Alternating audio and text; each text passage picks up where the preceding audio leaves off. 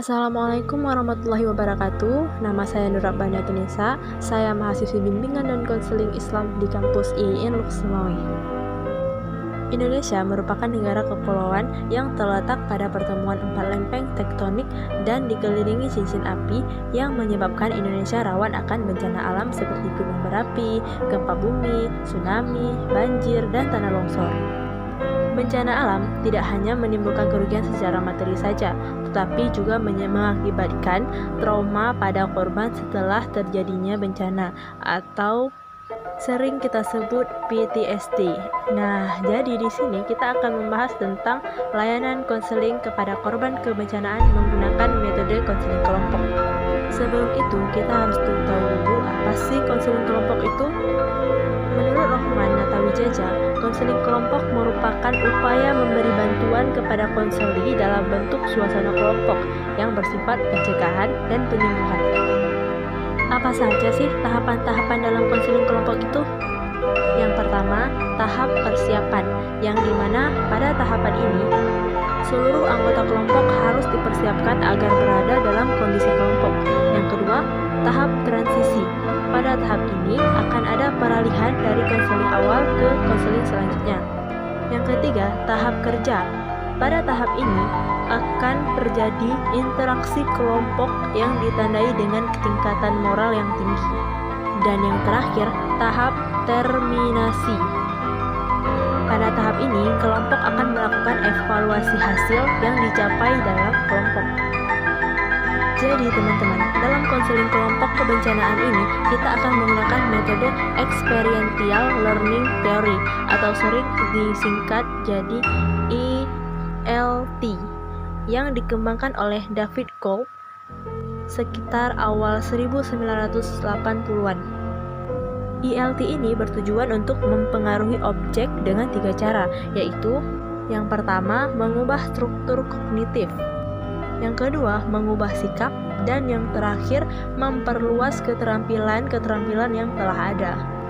Ketiga elemen tersebut saling berhubungan, jadi apabila salah satunya tidak ada, maka tidak akan efektif.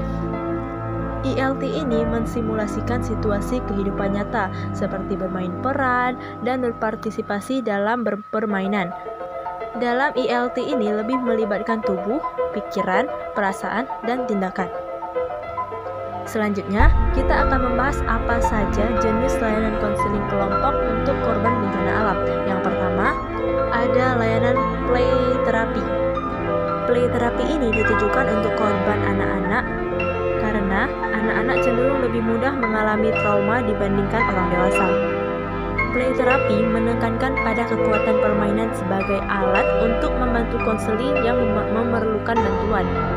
Selanjutnya, jenis layanan konseling yang kedua, yaitu layanan penenangan. Ada 2 teknik layanan penenangan.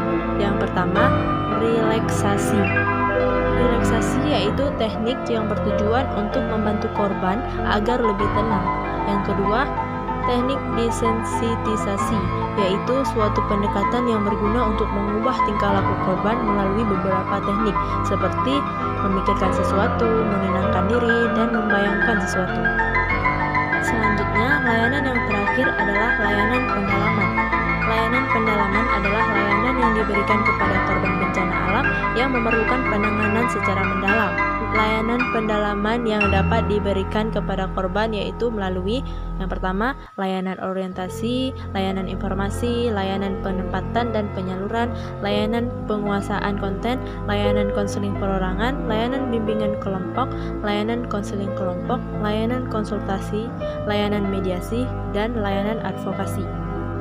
Penerapan jenis layanan konseling tergantung pada tingkat, jenis, dan kondisi permasalahan yang dialami oleh korban. Melalui pelayanan konseling yang diberikan oleh konselor, diharapkan para korban bencana dapat memahami dan menerima kondisi diri dan lingkungan secara objektif, positif, dan dinamis. Cukup sekian dari saya. Assalamualaikum warahmatullahi wabarakatuh.